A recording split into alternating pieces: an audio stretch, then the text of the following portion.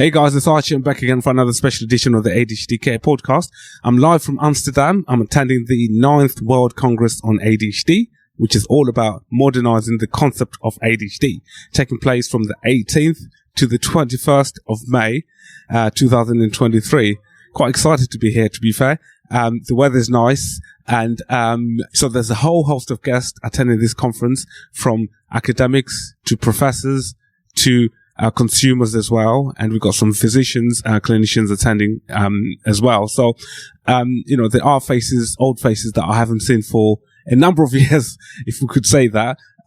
We've got Professor Cole Hill, we've got, Professor Stephen Farron, Professor David Nutt as well, and a lot of people from the UK.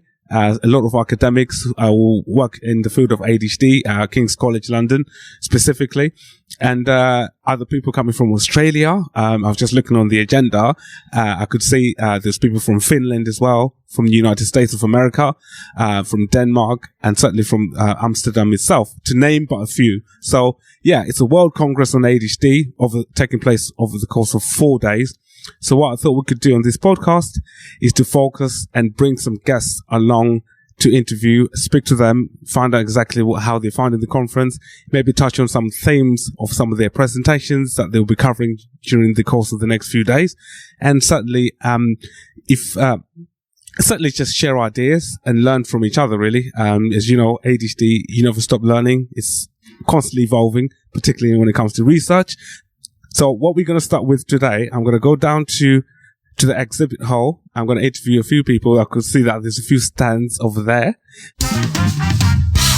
Hi there, it's Archie. I'm back again at the ADHD conference in Amsterdam. I've got a special guest with me. I've just stopped over. We're in the exhibition hall. We are at the Flyzer. Is it Flyzer stand? Yes, Flyzer from Poland. Flyzer from Poland. Okay. So would you like to tell us a little bit more about what Flyzer is all about? Basically, this is a therapeutic device for children with ADHD in a form of the game, so the child is engaged and find it interesting. For them, it's more of a game than a treatment. So basically, with the movement on hands, you move the device following the hoverboard, collecting crystals on a screen. At the same time, all the data of your gaze, eye movement, stability, reaction time are recorded in an app, and a translator to the app that could be accessed by doctors or parents. The device could be stationed at a doctor's office, practitioners, or even at home if you live a little bit too far from the city center. And it drastically improves your reaction time, stability, your muscles. Right, okay. So it's a bit of like a exercise workout. Yeah, that's why it's called extra gaming. Right, okay. And also, is it just mainly for children, young people, or for adults as well? For children up to 14, 15 years of age. And you just need to exercise 7 to 15 minutes a day, every day or every other day. And what are the benefits? Improved reaction time, concentration, body movement stability, the way you move your body, coordination. Right. What's the research behind it, just from your studies? Research in VR Institute in San Francisco, and also we have a plan for protocol for clinical trials in a center in Kyiv, Ukraine. But unfortunately, because of the situation, we couldn't proceed. Right. Okay. So if, let's say, we are a provider seeing children, young people with ADHD, we want to have this in our clinic. Yes. If you was to give us the structure of how that would work, if we was to create a program for a young person that we're working with, would they have to come in on a weekly basis, or is it, how does it work? Daily or other daily, right. Every day or every other day. Every other day. And for how long would they have to do it for? The duration of a treatment is 7 to 40 minutes, and the course is from 25 classes to 50. Wow. Coming in daily or every other day? Yes. Okay. But you can have it at your house. I was just going to suggest that. So the duration of your treatment, you can station it at your home. Right. Portable is divided in 2 boxes of 25 kilo each. Okay. All right. Would you mind if I have a go on it after this gentleman is finished? I'd have to speak to your colleague. Right. Okay. No worry. I can come back. Хочет попробовать девайс. It's for kids. Okay. This man just demonstrate how it works, but Right. it's for kids. It's mainly for children. I understand. No problem at all. But yeah. QR code. Okay. And access the website if you have any more queries or questions. Of course, I will. Thank you very much. Thank you. Bye.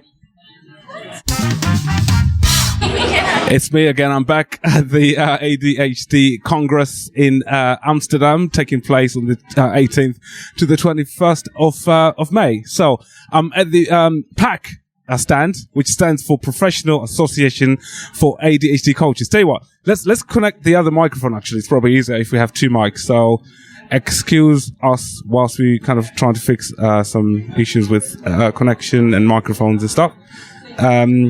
So hoping to bring lots of guests on this podcast and speak to them and find out how they're finding the conference. And so I've got would you like to introduce yourself, Adela? Yes, my name is Adela Baker. Yep. I am a full-time ADHD coach, and I'm also a board member of PAC, the Professional Association for ADHD Coaches. Excellent. And what is the organization? Is it to do with training people to become coaches, or? Yeah, so we are an international organization. We are the credentialing body. We set the gold standard for ADHD coaching worldwide. Right. So we have coaches all over the world. We do have 2 schools that are accredited, but we take really any ADHD coach that has had the appropriate training and the enough experience, and we go through a very rigorous testing process and review process. It's also a very ADHD friendly and collaborative process, so that the coach can get credentialed.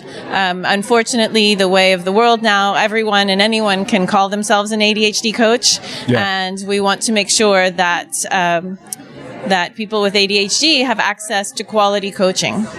Yeah, and this is the question that most people tend to ask in terms of how would you know that someone is accredited? If you're looking for a coach online, as you say, so many people can claim that they're coaches. So is there a website where people could be registered to say you are accredited? Absolutely. I would say go to the PAC website. We do have an active directory. And when you are looking at coaches, either through the PAC directory or if you are just surfing the web late at night, make sure that they have the proper letters behind their name, right? So through PAC, we have the CPAC, PCAC, and MCAC. So I am, for example, at this moment, a professional certified ADHD coach, and my colleague here, Marie, is a master coach, a master credentialed ADHD coach. Yes. Yeah, and that is no small feat. I'm really honored to be in her presence and working with her. How long does it take to complete the whole training to become a coach? Well, the training varies. It depends how you pace it and what schools you go to and what background you come in with, right? I mean, if you're coming in from another profession, you may already have significant knowledge and training. If you're already have been a life coach, for example, or if you've already been an ADHD professional. The actual credentialing process takes from 3 to 6 months, I would say. And it's a peer-reviewed process. The coach will be submitting client-approved recordings, and there's a peer review process, and then there are several senior coaches that are going to collaboratively be reviewing these sessions with you and giving you feedback. So in the end, you want to have 3 sponsors, so 3 advanced, experienced coaches, session leaders that will pass you, so to speak. Yeah, and anyone in the world can do the training because it's done virtually. Absolutely. Yeah. Anyone can do the credentialing process. Correct. And we now have the ability to do it in a few languages as well. Okay. And we're looking to expand that possibility. Right. Would you like to tell us what your website is for people who want to find out more? Yes. Well, it's right here, and it is paccoaches.org. So that is PACCOACHES.org. Excellent. Last question. There's different types of coaching. I've come across executive functional coaching, life coaching. What's the difference with your coaching? Yes. Okay. So our coaches are seeing everything through an ADHD lens, right? So we've boiled it down to 5 essentials in the coaching process. There's a sense of safety. So a coach really truly understands ADHD, the vulnerability, the history of shame, et cetera, et cetera. And it has that safe, open space for the client to fully express themselves. There's a sense of wonder, so appreciative inquiry. How can I be really curious with my client and explore what is possible for them? There's a sense of collaboration, right? There's no hierarchy in ADHD coaching. It's truly a collaborative process. Together, we are exploring and coming up with solutions for you. There's the ADHD lens piece where we educate the client. We normalize the situation for them. This is you're part of a community. This is something that we deal with on a daily basis. You're not a freak. You're not a weirdo. This is really something that, your brain is wired this way, and how can we work with it rather than fight against it? And then what also sets us apart is the action piece. Every client is going to walk away with very clear, concrete steps of what they intend to do and what support they need in order to make that happen. Amazing. And the coach is with them all along the process. Yeah. Most coaches have ADHD themselves, so they've got that lived experience. Personal question, do you guys have ADHD? Yeah, I consider myself a turbo thinker, yes. Right, okay, all right. How about the master coach? Yes. Yeah. Yes. Yeah. And do you find that you apply some of these techniques to yourself as well on a day-to-day? I learn so much from my clients. It's really an amazing experience. I'm blessed to be in this field. Absolutely. Good. Nice to meet you guys, Adela and. Nice meeting you too. Excellent. And you looking for? Are you coming to some of these lectures, some of the talks? Absolutely, yes. Yeah, I'm a very curious person. I'm dying to hear and learn. Yeah, exactly. So I'm sure we'll bump into you again in a little while. Take care, guys. All right. Cheers. Thank you so much. Bye then. Bye. Thank you. I'm at the stand called Oyster. Is that how you pronounce it? Oyster? Okay. Let me just turn you up. Yep, go on. Yeah, Oysters. Oh. All right, perfectly fine. Oyster is a collaboration between 2 companies, one of which is Tiefenbacher, a German company, family-owned company who manufactures pharmaceuticals and medical devices. And the other one is Undosis, a Swedish company, which is the inventor of Dosage Manager, who allows for individualized dosing of medication. So this is the Oyster collaboration. Right, individualized dosing of medication. ADHD medication specifically we're talking about. Today, yes. Okay, how does that work? I'm just looking at some of the your posters that you have over there, and it says oral solids. Would you want to elaborate a bit more on that? What does that mean? So, flexible dosing of oral solids. Sure. So, Oyster is the idea to allow the patients to dispense the dosage that is needed based on oral solids, meaning you have a medical device in your hand, and this medical device allows you to dispense, for example, 5 milligram or 7.5 milligram or 12.5 milligram according to your needs. Right. So you put the medication in one of the devices? No, the medication is already in the device. Okay. It's in a cartridge, and this cartridge is plugged into a control unit. Right. And this control unit, this allows you to dispense. I probably need to see this in real time. do you have one of the devices here? Yeah, I'm sure you can see it during the podcast session. Or the people who are listening do not see it. We can film it quickly. So I'm just having a look at one of the devices that is used by Oyster. So so there you go. We've got she's doing a video. Okay, I see. Yeah. So you got the device there, and so if you just tell us how that works. So for example, someone who's taking 5 milligrams of methylphenidate, for example. Yeah, let's have an example. Mixed amphetamine salts. So this is the medical device, as I mentioned. So now I have the control unit in my hand, right? Yeah. And this is the cartridge, as I mentioned. It looks a little bit like an inhaler container, and it's basically it. It's a container that contains the drug. Here we have 2 chambers left-hand side, for example, you can put in immediate release, and on the other hand side, you could also add extended release in one single cartridge. So that could be a tablet or capsule? No, it's pellets. And pellets are small spherical granules, like that. So we are manufacturing those granules, we load the drug onto these pellets, and then we fill the cartridge with the drug-loaded pellets. Right. Yeah. Okay. Yeah. And once you have them filled into the cartridge, this is what you prescribe as a healthcare professional, right? So you prescribe the whole concept, yeah, but the control unit lasts for 2 years, whereas the cartridge can be filled for doses up to 30 days, as an example, right? So this is considered or supposed to be a refill, yeah? So you prescribe the refill cartridge. Okay. Once the pellets are dispensed, maybe you can show it for the video. So you can here set the dose from 5 to 10 or 15. This is just an example. Yeah, you can program it as you want. And then when you press the button, maybe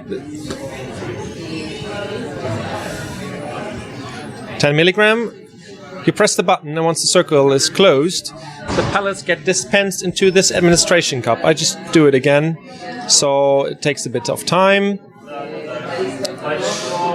You see on the screen the dispensing procedure. And then you have the pellets in the administration cup. You can take them directly. You can pour in water or applesauce, right? Whatever is needed or desired or wished or whatever. Yeah. Okay.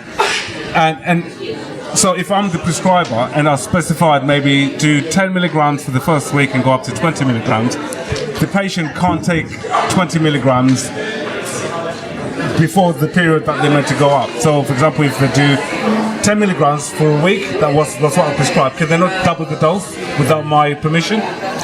This is subject to regulatory approval as well, right? So, of course, we need to, we have a risk-based approach, meaning we need to lower the risk as much as we can, right? So it is not feasible to dispense 50 milligram over and over again the whole day, right? So we need to limit the maximum amount of drug that is dispensed. Right.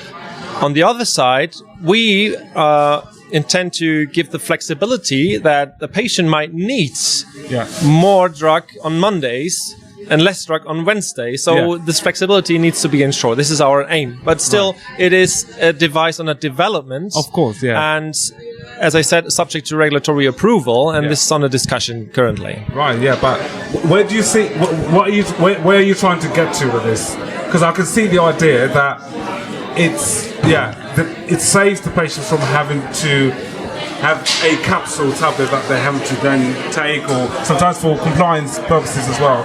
It's quite helpful because you can mix that with, put it in food maybe, or drink it with water and stuff. Yeah. So is the idea that you're trying to move away from people taking tablets or capsules to something that's much more like convenient, we can track in terms of compliance and stuff? What's the idea? What are you trying to get to with this? Yeah, so the focus should always be the patient, and it is. So we want to find the lowest effective dose, right? Yeah. So, and it might be that 10 milligram is too much, but 5 milligram is not enough, right? But as I said, with this device, as you can set the dose, maybe 7.5 is the right one. So it's not about substituting capsules or tablets. It's about giving the patient the control over the dose and over the medication. Yeah. Right? Yeah. Yeah, there's a lot going on, as you can tell in the background. There's quite a few. It is lunchtime after all, so excuse the noise, but I'm sure you can still hear us. I can hear you fine. Good. Yeah, go on. So as I said, you generate data. You can push that data into the cloud, for example, and the healthcare professional sees at which time and how much of the drug was taken, for example. But it's not only that. As it is transferred to or sent to a smartphone, you can also add functionalities to the smartphone app.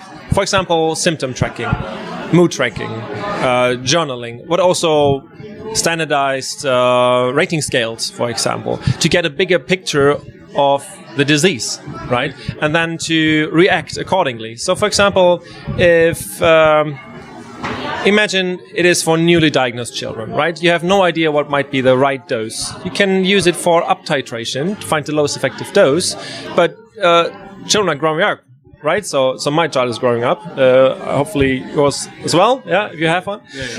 So the dose at the age of 6 is certainly different at the age of 10 or 12. Right, so maybe you need more or less. Yeah. So the idea is not to have different capsules at home, but have one instead that allows to be highly flexible with the doses. I like the idea what you said about incorporating rating scales, because I think it'd be quite good for them to say, when I was on 5 milligrams, this is how I felt, and then you can literally see the rating scale scores based on that dose, and then certainly compare it with when you then said, let's go up to the next dose. So I quite like that idea. So something that I definitely want to look out for going into the future and stuff. Have you done some research into this? No, not something that can be publicly available at this point in time. As I said, it's already it's still under development, and again, it's intended to be a tool that supports not only the patients but also the healthcare professional, right? So it won't substitute conversation or video calls, but it gives also the healthcare professional a good idea of how the patient is actually taking the medication, how the patient feels. It's not intended to control the patient, but at least it gives an idea of if the patient is adherent and compliant to the therapy as well, right? Yeah, of course, absolutely. Lastly, if people want to find out more about this, do you want to just say your website? Yeah, sure. So it's oyster-health.com. Feel free to get on our website and Yeah. And as I said, we're from the UK, so we're hoping to see once it's all fully been published and things, we'll probably have it in the UK as well, and people can get access to it. We have the same hope. Yeah. Yeah, absolutely. Nice to meet you. Thank you very much. Cheers, then. Take care. So I'm at the ADHD Europe stand, and I've got another special guest joining us today. Yes. Would you like to introduce yourself? Sure. Hi, I'm Carola Stivala. I live in Malta, and I'm here to represent ADHD Europe. I'm a board member of this organization, and we are here to voice the patient's voice, we call it. So to represent individuals with ADHD from all over Europe. We have about 27 organizations all over the European area. It includes Iceland, Finland, Italy, Greece, Cyprus, Malta, all the different countries that have a national patient organization. We all do great work. You can look us up on the website www.adhdeurope.eu to see what there is information for your country and get in touch with us. So as you mentioned there, we've got ADHD Foundation.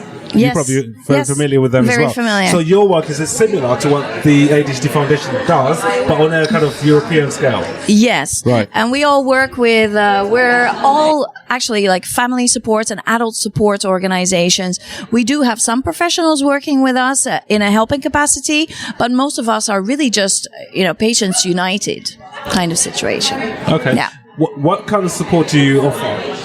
So we would do talks on, for example, healthy food and parental skills courses, executive skills courses for adults and children, fun activities, summer camp activities for kids with ADHD so that the parents can get some respite time. And just in general, helping for anybody who needs information about ADHD to come to us and have a helping hand, mostly at very little cost.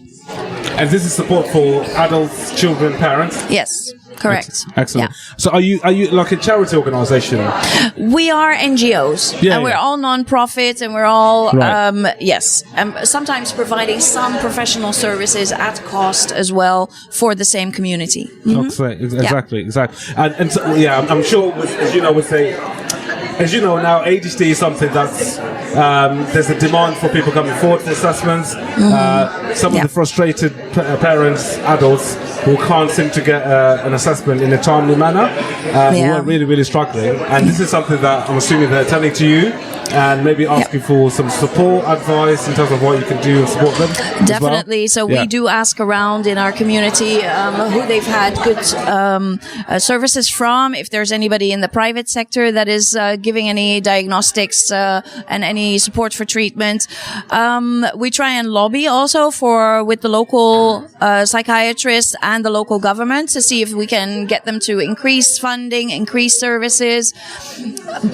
We try to represent the community, the ADHD community, and we try and give each other support. And we try now to do that also on a European level, because it's incredible how many people move from country to country. So if somebody from the UK comes to Malta, they better get in touch with us and figure out what medications are available, who they can speak to for their diagnosis, because otherwise they might want to make arrangements in the UK before they travel down. I'm giving you a very frequent example. Yeah, absolutely. And certainly from your work with other countries, in the UK, just what I was mentioning there's a high demand waiting list in the NHS. People can't get timely assessments and things. Are you hearing the same from other countries in Europe as well? In many countries, yes. And it's so interesting to see that, for instance, in Hungary, you go on a waiting list, but eventually they call a whole family to come and stay for a whole week in a hospital. The child will get diagnosed. They will start treatment, including maybe a medication. And then after that, the family is released, fully trained on how to cope the best with their child and having the medication. But they will only get medication for 4 days. So here's an example of the Hungarian scenario. Well, if you are in Malta, you will go on the waiting list for the government NHS system, and then you'd have a waiting list of 3 to 6 months. In the meantime, if your child is really unruly, maybe your teachers will suggest you keep your child at home, and maybe there's a private person who can give you a diagnosis. But even then, they will tell you come back in about 3 to 6 months because I don't have time now. So this lengthiness of waiting lists everywhere is very frustrating. We all know that early intervention and support for the parents is really important. And then it often turns out that those parents also have traits of ADHD or ADHD themselves. So it really is, I think we all across Europe, we have to move forward to kind of add family clinics. So services for the children, for the adults in one location. That is something that I hear from many patients they would really benefit from. And we have to, all of us, try and advocate for our own community. And we have to praise all the specialists, especially the people that we have today at this Congress. We have to praise them for the work that they do. And please ask them to continue to advocate for our group and try and get more funding and more awareness and fight the stigma that the general population still has. I was quite intrigued. Right. Yeah, no, absolutely. I was quite intrigued with that model that you described from the Hungarian. Yes. So invite the whole family for a period of 12 days. Get them trained, get the child looked at and figure out which treatments work and get them on medication, stabilize, and then they release them back into the wild. It's a shame that you only get the medication for 4 days. Yes, but why that is, I would love to hear. So anybody who has contacts with Hungarian psychologists, tell them to get in touch with me because I'd like to figure out why that is. Yeah. But the amount of medication that you get and which medications really vary across Europe. So you have in Greece as well that there's only very few, but they are brand name medications. Well, if you go to other countries, for example, Cyprus, you will get completely different brands and completely different quantities. So why is there this variation? If anybody wants to come forward and do more research about this and help us with the work that we're doing, trying to create oversight in that, would be really helpful. Would you like to say more about this document I'm looking in front of me right now, Diagnosis and Treatment of ADHD in Europe? So Yeah, do you want to tell us a little bit more about that? Sure. So we've made a similar one in 2009 and 2011, and then after a decade, we said, okay, let's have a look at what has changed all across the European area. Are there improvements? What negatives are still there? And frankly, the positives would be that now generic medications have been introduced. So that means that for many countries, they have cheaper options for medications. And there's also a big number of national guidelines for ADHD, which means that the general public can see information about how ADHD should be treated for children and adults. And that fights stigma, because then there is clarity for everybody in the country. And also for the specialists, they have increased awareness that you have this ADHD throughout the lifetime span. And there's also more awareness for women in ADHD, because they have fluctuating levels of hormones, etc., which could be an additional problem. Also, there are a lot of projects at the moment about women and ADHD, looking at which comorbidities, which physical problems they might also have, and how that can be helped. For example, heart health and ADHD. That's a very interesting one, and also sleep patterns and monthly patterns. So that's really great. But to go back to the survey results, we came to the conclusion that in many countries there are long waiting lists. And even in the Scandinavian countries that we would think like, oh, they would probably do that, in Finland, in a jiffy, no, forget it. You have long waiting lists up to 3 years sometimes. It's crazy. So we need national governments to invest more in reducing the waiting list in mental health services. Then there is a lack of access to different medications. We also now, in all countries across Europe, find that because of the global supply chain, there's problems with ADHD medication. So certain brands will be out of stock. And if you have a long-acting non-stimulant like Strattera or its generic brand, you need to take that for 6 weeks for that effect to be actually in your body. So if you're stopping and starting, that medication is very, very bad. And we should have people protesting in the streets. Where are they? Give me back my medication. Yes. You're absolutely right there. Absolutely. Yeah, and yeah. This one, right. You are helping to fight as we stand here. Stigma. People having the wrong idea about ADHD. Let's be fair. Let's also say people with ADHD, it's just one part of them, and they can have huge strengths and they can achieve many things in life, and they are often in very positive ways. They're risk takers, innovators. Those characteristics should also be discussed, not only, doom and gloom, ADHD, negative. So this very nuanced debate about ADHD is good, is important, and you are helping to fight all those people who say, ADHD is not too bad. I have a bit of ADHD. It's all nonsense, isn't it? We need to have a nuanced debate. If you have issues and it's related to ADHD, what can work? How can we fix it? What support do you need? If you need a bit of medication, not a big issue. Let's just do that and get you where you want to be. Where do you see all of this going in 5-10 years' time? Hopefully, really hopefully, if you are living in Europe, you will be able to have a diagnosis within the first 3 months of you having, big problems. And you will have a range of about 5 to 6 medications that would be good for you. And they will be fully funded by the healthcare system. That would be, my dream for everybody in the EU.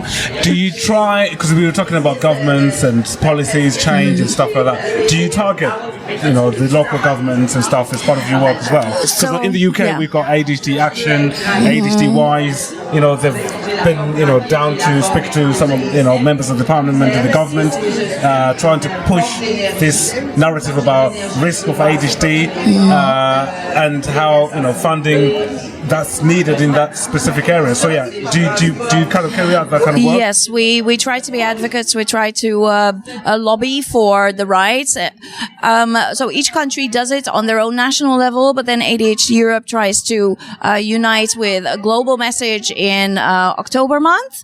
That is ADHD October month. And there are different initiatives that we have done over the years. So at some point we were very involved with the parliament of the EU. At the moment, it's maybe less because we are more involved now with research and trying to help them to have access to our members to see how we can assist them. But I do think that it's a never-ending contact, and it would be great if we had even more people stepping forward. We are all basically volunteers doing this in our free time, and I would advise everybody to get involved and do something, even if you just send one email to your local politician, one email to somebody who you think could then take that step forward as well to advocate. That would be wonderful. So we're now talking about all of you who are listening. Send emails. Thank you. Thank you, Caroline. That was amazing. That's really, really useful point that you raised there. It's a nationwide pandemic. It's an international pandemic. I went to the Dallas, Texas ADHD conference last year. I was hearing the same conversation, certainly from people in other parts of the world as well. So I'm really giving credit to you guys in Europe fighting this corner as well. And it's nice to hear that it's not just the UK, certainly other countries as well going through the same. But certainly we definitely need to be working together. So that was ADHD Europe. Very useful conversation there. And if you need to find out more about these guys, they've got their website. For anyone that's listening and can't see our podcast, their website is adhdeurope.eu, and also you can find them on the socials. So just search for ADHD Europe on Facebook, on Twitter ADHD_Europe, and on Instagram again just search. I'm assuming it's just the same, ADHD Europe. Yeah, excellent. And I like the ADHD women. It's one area that, as you know, that hasn't really been spoken about. You're talking about it's getting some more attention now. There's the diagnostic part of it, and then there's the treatment with medication part of it as well, and understanding how symptoms can manifest, particularly during the course of the month and things. So thank you. Lovely to meet you too. It was a very interesting talk. I'll ask them if they would like to put you on, one of our links for the resources. That would be amazing. And and feel free if you have social media to mention us somewhere as well. We will be tagging you when we put this podcast out. Yay! Very good. Great. Excellent. Thank you. Take care. I've got two special guests with me today. Would you like to introduce yourself, ladies? Yes, my name's Alison Clink. I'm the CEO of the Dundee and Angus ADHD Support Group and also the Treasurer for the Scottish ADHD Coalition. Thank you. Hello, my name's Sharon O'Dell. I run the ADHD support charity in Lincolnshire, ADHD Links. I'm also trustee of the national organisation ADIS, and I'm a patient enablement advisor for ADHD 360. Amazing. So, ladies, if we could start with you, do you want to tell us a little bit, because I know obviously you've done lots of work in Dundee. You used to work with David Coghill, who was a guest here as well. Do you want to tell us about some of the work that you do? Well, David actually helped me set up the ADHD, not set the ADHD support group up, but gave me advice and support whilst I was setting the group up, which was 10 years ago. So we've been running strong since then. But we're an organisation that works with families. We deliver workshops to schools, and we also deliver impact courses to parents and children for social skills, etc. And also I'm an ADHD coach. So there's quite a lot of work you do. Yeah, there's a lot going on. Not enough time to do it in, but a lot of work going on. And yourself?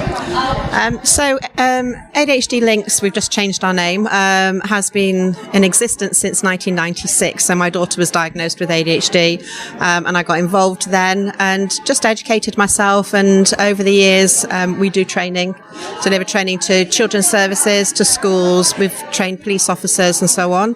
But obviously, primarily for us, just as with Alison, the family is our focus. So it's all about how do we support families, whether it's going into school and supporting in schools at meetings or one-to-one sessions or group sessions for parents and adults with ADHD. So, we provide family activities and so on when funding allows. That's always the issue for everyone. So pretty much the same thing, I think. It's all about just supporting and how can we help, really, and trying to raise awareness in our local community. I think the issue with most people, I don't think they are aware of some of these services that you guys offer. No. It's reaching out. That's why we do this podcast, certainly, to raise your profile. But awesome. there's amazing work that's out there that people can access, be it a parent, even an adult as well. Yeah. What are some of the challenges that you face in your day-to-day work? Is it to do with funding? Is it to do with trying to reach out to those hard-to-reach type families? If I can start, yeah. Okay, well, I think it's both. Yeah. Certainly for us, it's both. COVID had a massive impact on us, and we're almost pretty much starting again. So we've got new premises, and we're rebuilding to where we were. Lincolnshire's a huge remote community, so we've just had a new website which we're developing so we can reach more people around the county. Services are so patchy, and not everybody has the same opportunities. It's very much still horrible to keep saying this. I've been saying this since 1996, that it's postcode lottery, and so it's not everybody gets the same service, and that's the big difficulty, I think, trying to make sure that we're helping families with the right interventions for them and for individuals. Do you work with the NHS at all? Work with no, but we do connect with our local paediatricians. Unfortunately, in Lincolnshire, it's paediatricians who diagnose and assess, not CAMS. They don't really get involved with ADHD at all. And then you've got the transition for adults to adult mental health services. So we have no proper transition service from paediatrics to adult mental health. So we have so many young people who are just lost in that transition, and a lot of them end up with severe mental health problems, substance misuse, and some end up in the prison system. So that's probably one of the biggest challenges, I would say, is transition. And one point you raised that you train police officers, and you mentioned about Phil Anderson, because obviously ex-police officer himself. Yes. He's that's what led him to come to this journey of ADHD. So yeah. I've known Phil since the beginning of that journey. I was there when he came to Addis and spoke about it a long time ago in Southport. And obviously I'm working with Phil now, deliver what he calls his power hours, which are just sort of topical talks for his patients. Excellent. So, excellent. yeah. And this support that you offer, is it accessed virtually, or does it have to be in person? For ADHD Lincolnshire? Yeah, for ADHD Links. Both. Both, right. Yeah. We're trying to get back to that face-to-face support again. I think it's much more meaningful and families get a lot more from it. But we are having to do the online support because obviously, you know, we're a large county and that's how we're going to be able to reach people. Yeah. Alison, come to you. Yes, Everything Sharon said there, I can back 100%. We're exactly the same up in Scotland. Again, I would say probably, the waiting lists for children for CAMS, it's CAMS that assess the ADHD, is currently sitting at 3 years for children now. So we're now trying to support people on the waiting list to give them although you can't teach them about ADHD, it has to be the neurodiverse, but to be able to put some strategies in place to help them, because if they're contacting somebody and getting told it's going to take 3 years, that family's going to go through a lot of hardship till that appointment comes along. Absolutely. Absolutely. You obviously, you mentioned about ADHD 360, and I know there's been lots of talk around that organisation specifically after the recent BBC Panorama. Alison, you still got the microphone. I'll get that back. No, before we go back to Sharon, I was just going to ask you, because you're based in Dundee. Yeah. You are familiar with ADHD Direct? Yes. You probably know Gordon Brown. I've known Gordon for a while. Yes, I do, So if anything, from my early days of setting up what I've set up, I used to liaise a lot with Gordon, and I admire the work he's done. So to then see that documentary that came out the other day, very sad to see. Very unfortunate for that documentary to come out the other day. I think when you work with people with ADHD, everybody's got their own opinion, and other people disagree, and the professional people in the land of ADHD are trying their best, 100%. And unfortunately, the NHS are not up to the standards that we would like them to be, because then there wouldn't be waiting lists. People would be able to be seen. It would stop families from having to go for a private diagnosis and pay all this money to be able to support their child. But when you're getting hit with 3 years of a waiting list, what does a family do? You know, and I've heard that Gordon's services are good. I don't have anything negative to say about Gordon's services at all. If anything, I can't promote for people to go, but I would suggest in the list of people available for ADHD Direct, without a doubt. Yeah, absolutely. Yeah. Sharon, if I could come to you, have you got anything to say? No obligation, obviously. No, I do actually. Obviously, running a support group, I do need to be as unbiased as I can be, but I also do work for ADHD 360. I do know how seriously they take their quality control, and I do know that they do respond very positively to all of the, if there are complaints, and they do try to work through them. For me personally, I feel that we know that ADHD is underdiagnosed. The prevalence for children is between 3 to 7, some say 10%, but the diagnosis rate is about 1%. And then those children are growing up into adulthood, and those who've been missed, and so they then, as more understanding has come out, particularly with TikTok, I think you've seen quite an explosion of people saying, well, actually, is this my issue as well? I think you need to recognise that if you're going to spend that kind of money, you have a pretty good idea that there's something, that there's an issue. And I don't think that people are just going to buy a diagnosis for what purpose. So I think that that's probably why there's a high prevalence of the assessments going through and people being diagnosed. And I think we have to hang on to that. In Lincolnshire, there is no dedicated adult service from the NHS. And so how are people supposed to do?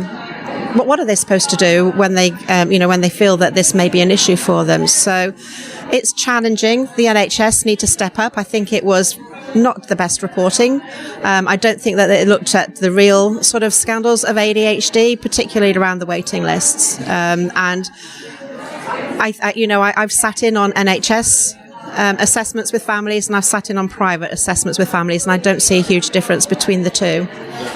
And also, one thing to point out, most people that work in the private sector previously worked in the NHS anyway. Absolutely. And most of us, me included, the assessment is up to the same high quality standards in the private sector. If anything, we go over and above beyond, because the timing that we allocate, generally speaking, I think the issue in the documentary was all about the time and the fact that it was an online platform, and the fact that they weren't really focusing on the comorbid mental health issues and stuff like that. Which again, we got a snapshot of the assessment, so can't really say much, but I mean, not all of the assessments on that programme were as you would have liked to have seen. I'm not going to say much more about that. But I think it's also important to recognise that there's lots of work that happens before they get onto the call and have that assessment. They've gone through and done all those paperwork exercises as well. And one of the things, my role within ADHD 360 is nothing to do with pharmacology. And my role is to help with the specific issues around ADHD. And so my talks are on. Did you listen to Sluggish Cognitive Tempo today? Do you know, I missed that. I know. I walked in as they were talking about emotional dysregulation. Yeah, and so I mean, that's the sort of topics that I'm doing. I have ADHD and driving, emotional dysregulation, reactive. No, what's it called? RSD. Yes, thank you. Rejective sensitivity disorder. Yeah. It's been a long week, couple of days. But yeah, so, and then the basic stuff of ADHD at school and how to complete your PIP forms and that. So that's, and ADHD 360 have facilitated me doing that. Yeah. So, it was unfair to say that you get the diagnosis, you get the medication, and that's it.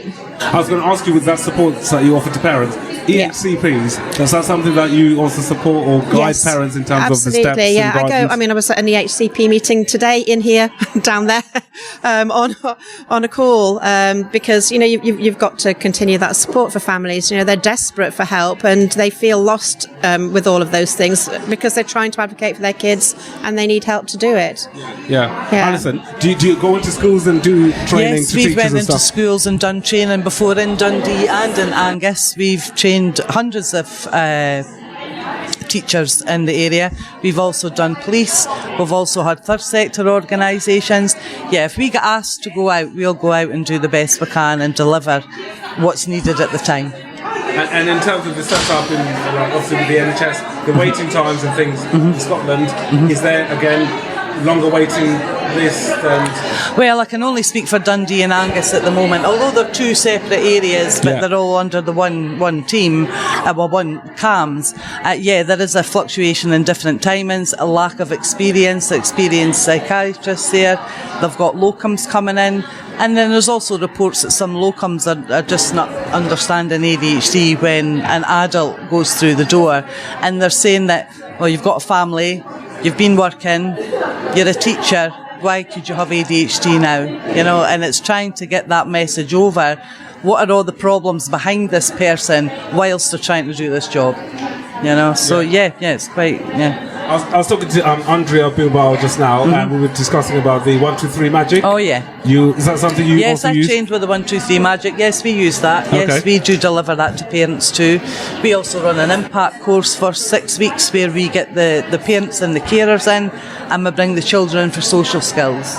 So we do that over a 6-week period, and it was for people just with the diagnosis, but now we've changed it to the waiting list as well to be able to help and support some of the families whilst they're awaiting their appointment. Right. Excellent. Last question. In terms of if people want to find out more about your services and what you offer, do you have a website? Yes, we do. The Dundee and Angus ADHD Support Group has a website. We're on Facebook, and if there's any advice or support needed, please contact us. That would be fine. Excellent. And Sharon? Yes, we do too. We just got our new website set up, ADHDlinks.org. I'm not sure if there's a .uk because it's so new, but we're on Facebook, Instagram. We're just going to start on Twitter as well. But yeah. And this is not just for families in Lincolnshire, is it? No, I mean, particularly on Facebook, we have people from all over. In fact, we have people from America on there. I think they think that we're Lincoln. Is it in Nebraska? Oh, yeah. So we have people from all over the world actually on the website, which is really, really nice. So wonderful. So, guys, Sharon, Alison, absolute pleasure speaking to you guys. Thank you. How are you finding the conference, by the way? Very interesting. Really interesting. Yeah, some of it's very, a bit over my head, but we've had some great stuff that I'm going to be taking back and using with our families, definitely. Excellent. And Alison, probably good to see. When was the last time you saw David Cockhill? Oh, I saw Dave. Well, I was doing some work with him online last year, so I saw him on the odd occasion, but no, not for a couple of years ago. But I caught him earlier yesterday. It was good to see him. We'll be catching up before I leave, so it'll be good. I was going to ask him, what made him move to Australia? I don't know, but I wish he hadn't. That's all I'm saying. I mean, the services were excellent in CAMS. There was a gold star service up in CAMS when myself and Dr. Seth were Absolutely. there. Yeah, without a doubt. Yeah, so many you mentioned about the workshops. I certainly used do you remember the difficult times of the day scales that David created that we used to titrate medication? Definitely remember that. I tell you, the rating scales. He created the how to explain the different types of medications available, and even his presentation I went to yesterday, just about how you use objective measuring to obtain data to decide what treatment you offer to families and stuff. So fantastic work. Really work. Interesting too. I'm hoping to bring him on as a guest on this. Good luck with that. I hope you get him. We're going to be to listen to him in about 10 minutes. He's away up again. So what's it we're going in to see? Oh, it's on my book. I can't remember, but we're going in there to see him next. He's on again soon. I might just wait next to the stage as we go. Try and catch him. Alison and Sharon, thanks for coming on, and no bother. Thank you for that. Enjoy the rest of the Congress. Take care, guys. Thank you very much. Thank you.